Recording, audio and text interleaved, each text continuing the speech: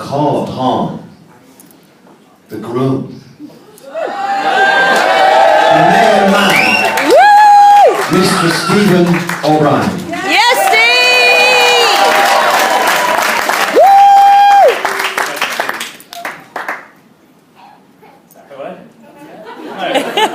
On behalf of myself and Claire, I would like to say how thrilled we both are that you could all be here to celebrate with us on our very special day.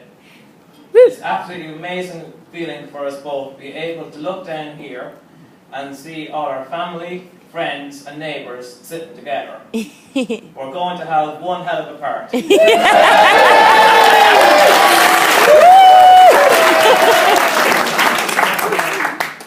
We would like to thank the people who've travelled great distances to be here with us today. To have people from London, Toronto, Mississippi, Italy, and Claire's cousin Lisa, who came all the way from Melbourne, Australia.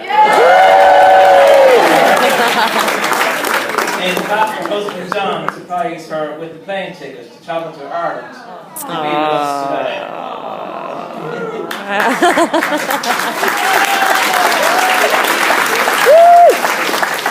And of course, we're not forgetting those closer to home. People from Tipperary, Carlow, Dublin, Waterford, and my own county Offaly, and of course County Kildare.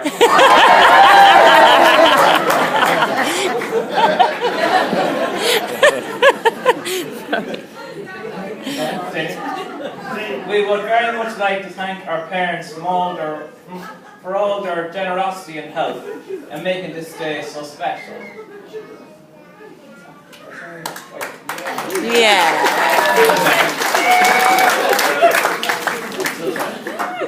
Catherine and Joe, you have always made me feel very welcome, and I really appreciate your kindness and support.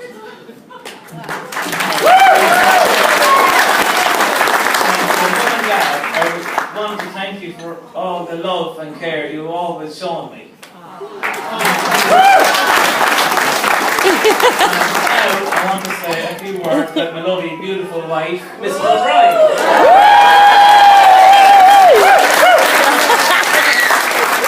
On April the 10th, 2012, we met in a local Eton-Derry public house and we got on great.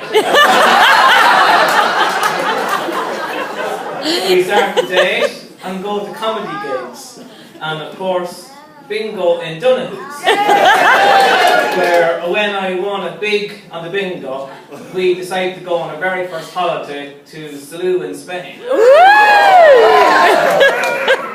We had a fantastic time, and now we're here, and I couldn't be happier. Yeah. Claire, you look absolutely lovely and amazing, and I love you.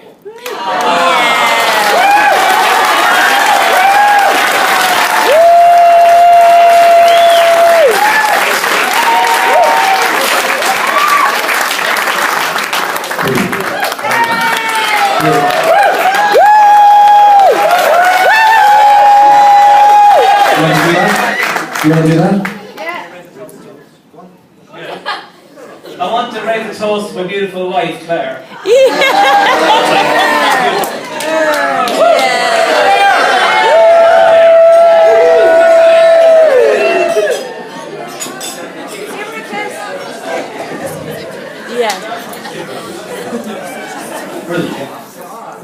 Well done, Stevie. Well done, Stevie. So,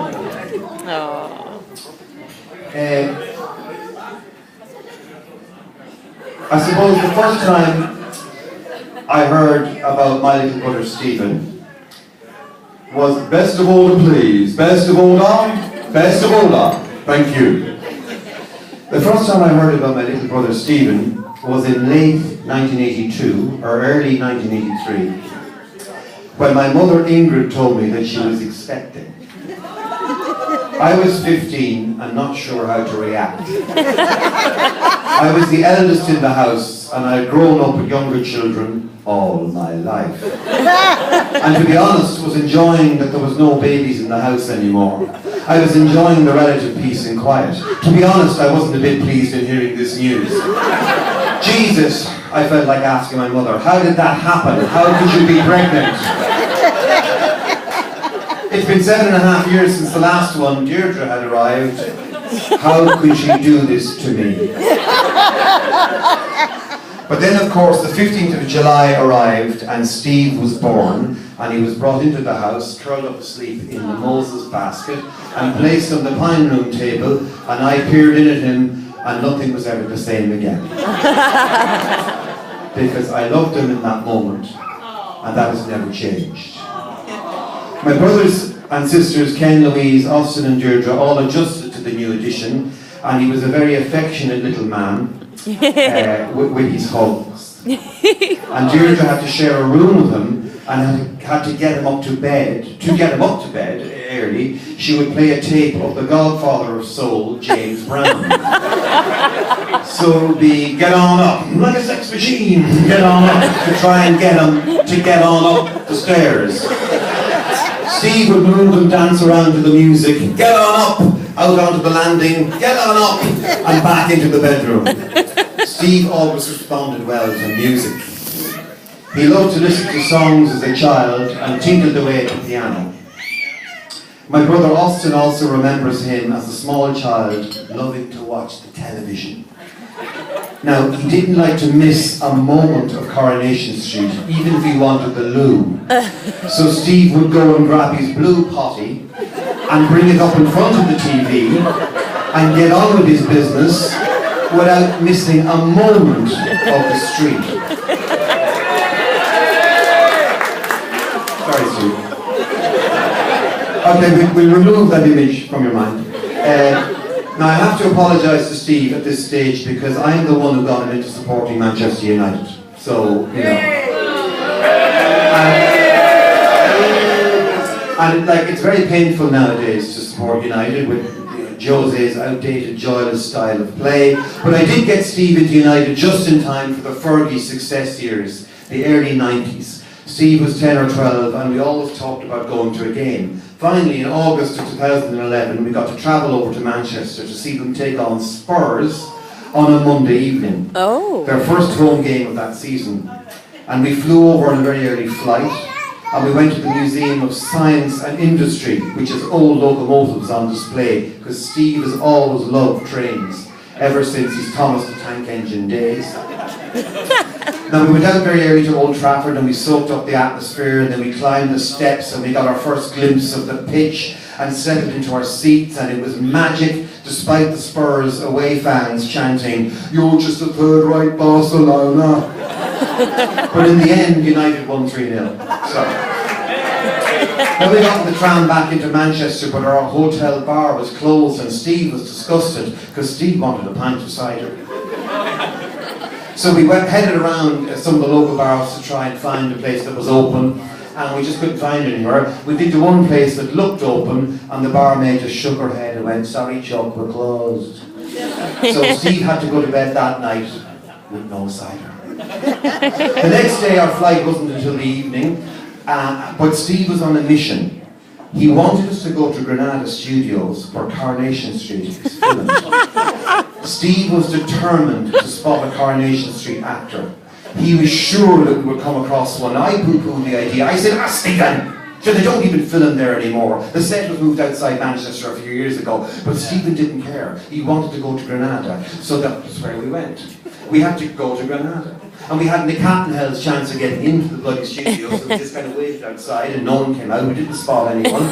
So we just went into town and we had to kill some time before the airport. So we went into Waterstones, you know, just to read books or whatever. And then I was browsing and I spotted someone coming through the front door. A couple, older. She looked very familiar. I looked at her again. I recognised her. Jesus, it's Audrey Roberts. Audrey Roberts. Or at least it's the actress who plays her. I tried to think of her real name, but I couldn't bring it into my mind. And I nudged Steve and I said, "Look who it is over there. On the right there. It's Audrey Roberts." And Steve looks, sees, recognises, "Oh, Jesus, huge. It is." So he continues to watch the couple's progress around the store. I go back to browsing, I pick up a book, and then I hear Steve's voice from across the shop. I look up, and I see him, and he's gone over to the couple, and no problem to him.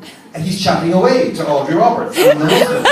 And I kind of sidle over and say hello, and Steve is saying to his new pal, Audrey, that he presumed she wasn't rehearsing or filming today. She was very friendly and replied that she was indeed off for the day, and her husband supported Spurs and had been at the match last night, and Steve has a great way with people, as we know, and you continue to chat. And Audrey Roberts seemed charmed by him, and said she never gets bothered by people in Manchester as they're used to seeing her. It's only Irish people over for the matches that ever want to talk to her. So off they went with lots of goodbyes, and pleased to have met you, Stephen. And Steve laughs and he just turns to me and says, "That was blooming great." Now, he would have been very well within his rights to say to me, "I told you so. I told you we'd meet someone from Coronation Street." But he didn't. Now, Steve has always had a great interest in his family. He is interested in all aspects of our work and loves to meet friends of ours, and he always makes sure he is an open on everything we do. When any of my productions were filming in Offaly, Steve did extra work, and I remember one very long night on the Tear at a Pure Mule rap party in Burr, where Steve definitely did have a cider before he went to bed, that particular night. Then a year after our Manchester trip, I got a call from Steve. I wasn't expecting him to ring, so I answered and I set it in for the chat. On the phone, Steve will ask questions, and he expects answers. But this phone call was different. He was ringing to tell me something. He skirted around the issue with a chat for a while, like, "Where are you, Huge? And how was such and such trip going? And I think United are going to buy Van Persie." And then he told me what he was really on for. He had met a girl. They were kind of just starting to go out. Her name was Claire. She was from Kildare. I said, well, we won't hold that against her. He spoke very excitedly about her. It was very clear to me that he was spitting. Spitting? Smitten. "You'll get to meet her soon, Huge," he said. And I said that I look forward to that. And then he said, "And you know what else, Huge?" "What, Steve?" There was a pause. "She has her own car."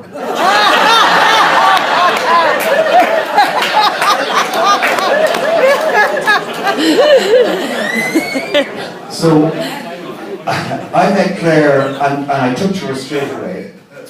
And she was really easy to talk to, and we had great laughs, and we kind of liked comedy, and especially the royal family. As in, not the Queen and all that, but the real royal family, which is the great comedy show written by Caroline Aherne,